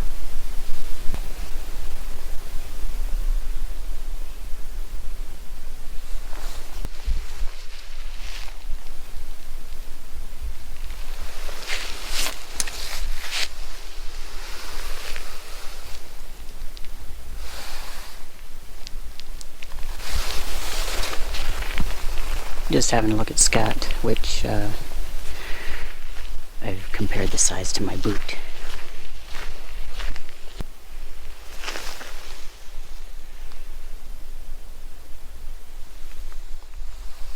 This is like a field of milkweed, and all the pods are ready to disperse the seeds now.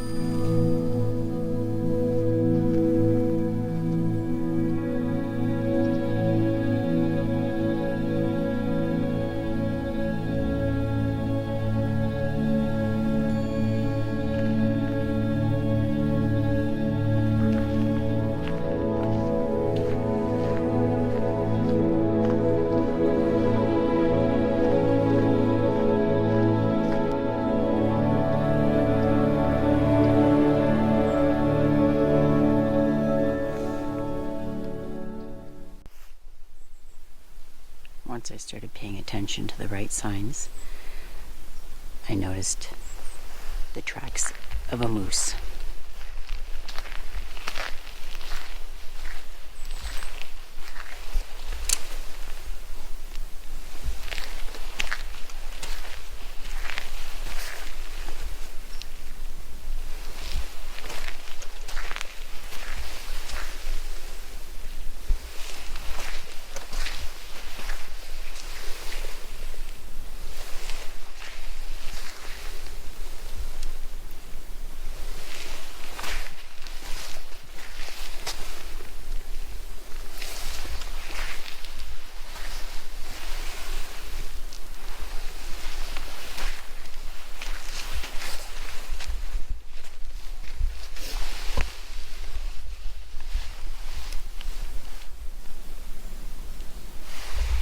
Going that way.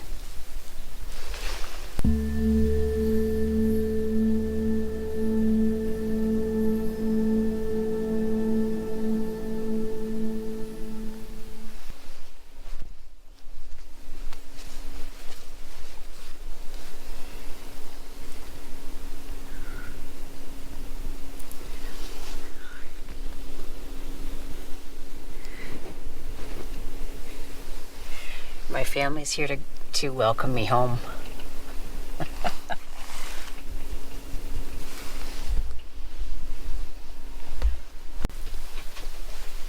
Well, we just finished a fabulous day. We're nearing it. We're close to the end of September, and Shannon and I just got home now, back to the trailer, and it's about 8 p.m.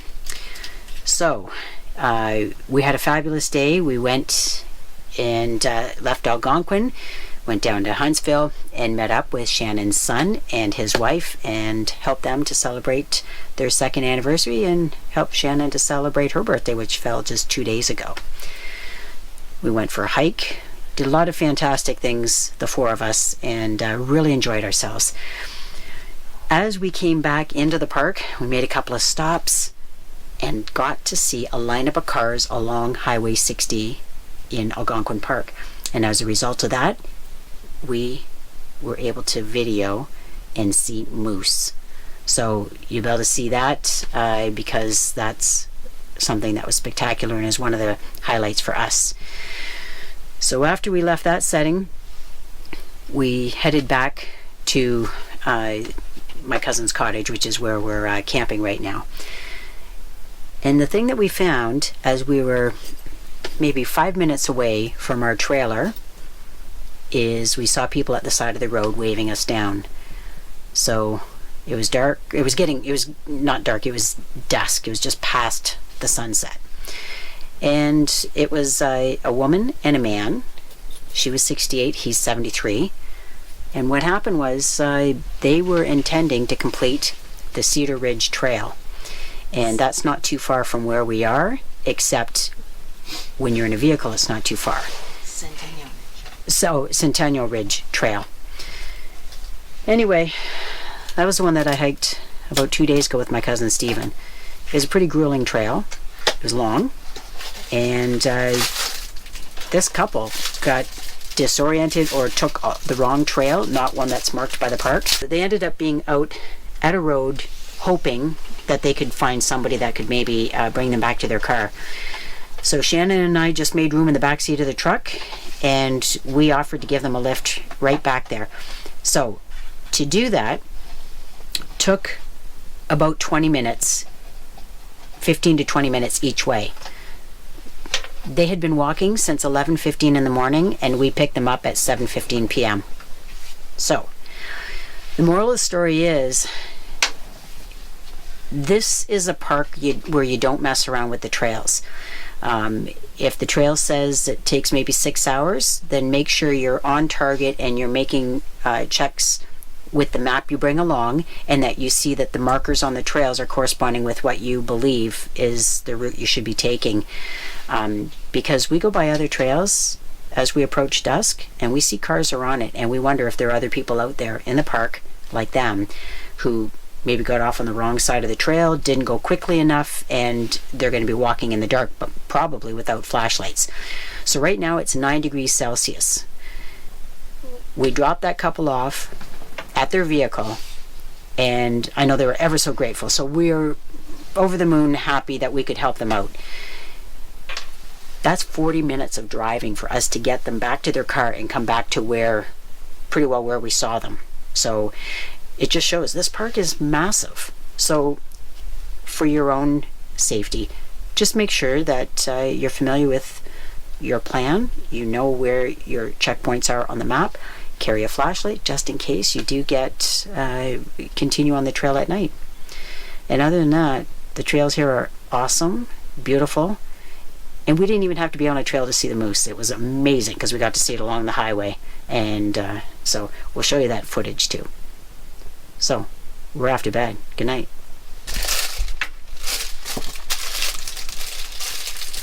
What are you doing? In my pajama pants.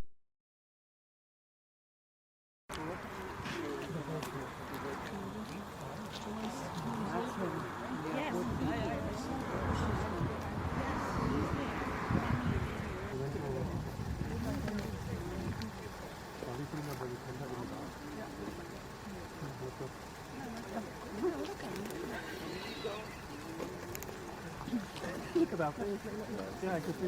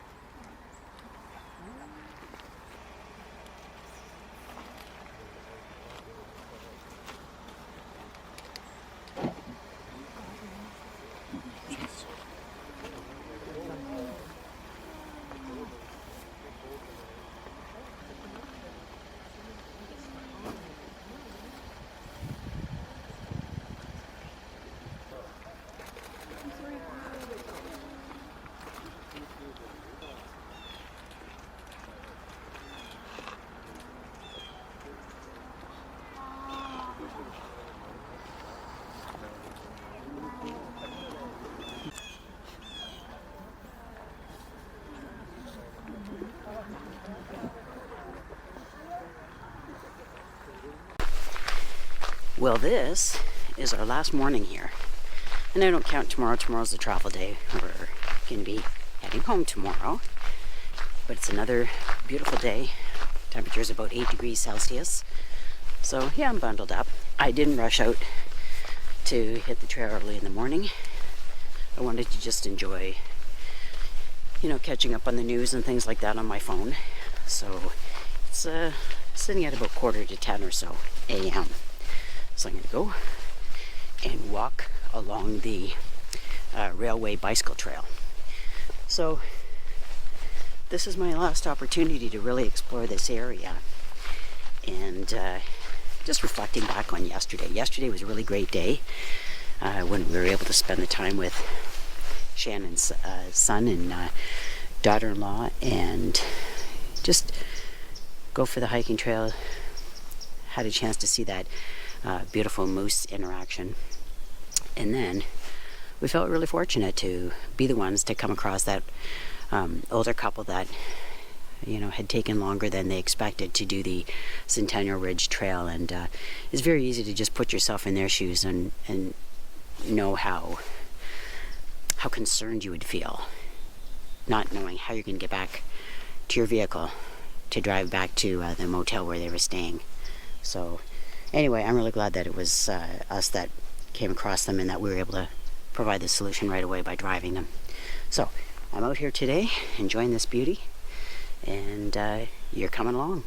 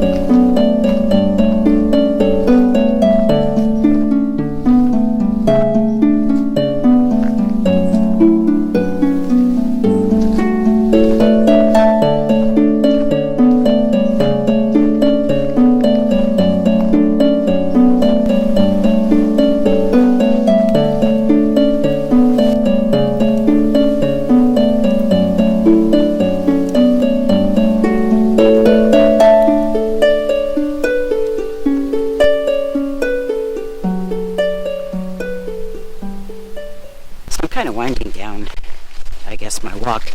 Shannon and I had expected to go for a paddle this afternoon, so I'm hoping that we'll do that, where we will paddle around Whitefish Lake. But I tell you, I thoroughly love this area, and it's very unusual in southwestern Ontario to be able to get out on a trail and feel that you're alone. I tend to go very early in the morning. I like to be on the trail around dawn in southwestern Ontario. And part of it is so I can video undisturbed wildlife, whether they be coyotes, deer, raccoons, mink, whatever it happens to be. Whereas in this case here, you feel like you are the only one. Now, I am on a bike trail, and from time to time, there are cyclists that'll cycle past me, but for the most part, you can hear mostly nothing.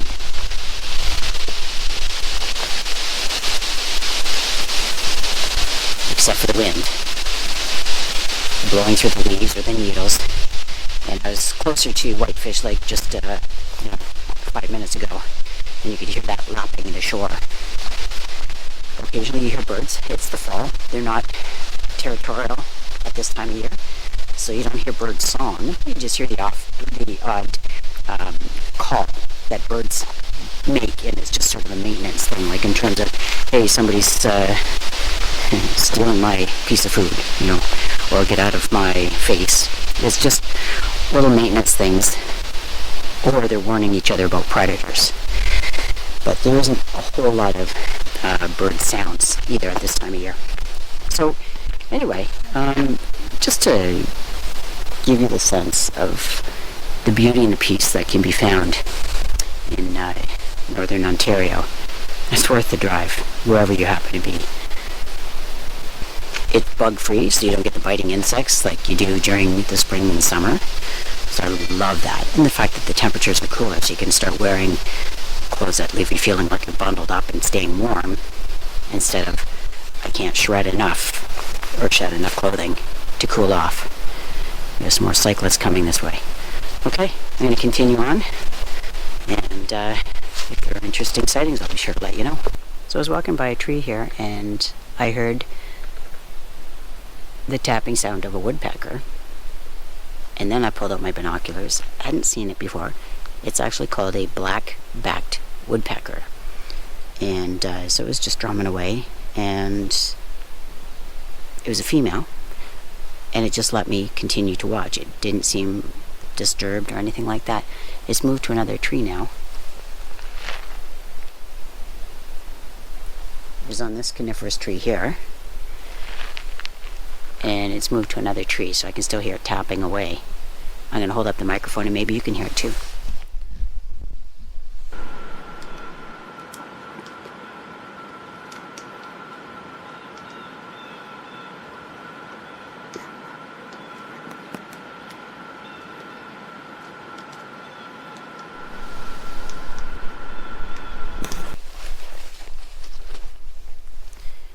Just to give you an idea of its girth, it's quite wide.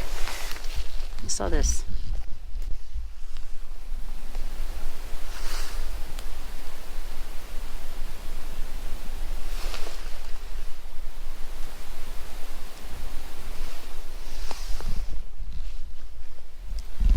And I can see some spots where sap has leaked out.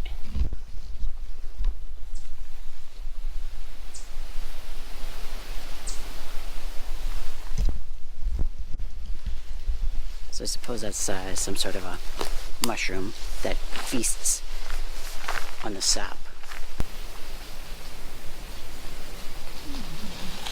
So it's also nice if you are out on the bicycle trail, you run into other cyclists. Not other cyclists, I'm not cycling today. But I ran into a fellow that stopped and he said, "Are you a YouTuber?" Hadn't been asked that really before.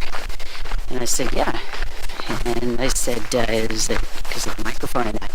But I figured he must be as well. And he was. So shout out to Alex of the Honda Baron YouTube channel. So he's a motorcyclist who, I haven't even watched his channel. I subscribed as we chatted because he likes to take scenic routes. And then he, I think, talks about the routes as he is enjoying them. I had a motorcycle. Mine was a Honda. It was a Honda Shadow. So it's kind of a nice common place for people to start, where they see each other in nature, both enjoying it, but then you find out sometimes you have other areas of interest that overlap. So anyway, it's been a great walk. I'm just heading back to the trailer, and then we'll see if we're going to be heading out for a paddle this afternoon. I hope so, because I really felt like I bonded with this whole experience, with this park, with Northern Ontario. so much here to offer. Another thing that I found interesting about my conversation with Alex was that we started talking about other YouTubers, and we both are fairly loyal to Canada and other Canadians. So I shared some names with him of outdoorsy YouTubers that are from Canada, and he did the same, and it just happened to be that there's a handful of them that we both watch. So anyway, it's kind of interesting when you hit on that common topic. You find that you might find that there's even more that you have in common with somebody that you might not even imagine. So give it a try. You know, when you talk to somebody in a waiting room or something like that, you never know where the conversation might go. Well, our adventure in Algonquin has come to its natural conclusion. So we've stayed here on the grounds of my cousin's cottage for probably about 5 days now, and we're heading home. So we're excited about that, but we know there's a lot of work ahead of us, and we've already put in about 2 hours of work this morning. But we always get ready for our pack-up day the day before. Miley usually catches wind of it, makes it hard for her to, sit still, because she knows, oh my God, they're going to be doing all this work and I got to sit in the car for a long time. But anyway, we are on our way, and we're just going to admire these beautiful trees on our way out. And I think Shanna's going to be capturing some of that footage using her camera. So anyway, thanks for joining us on this journey. We're really glad you came along.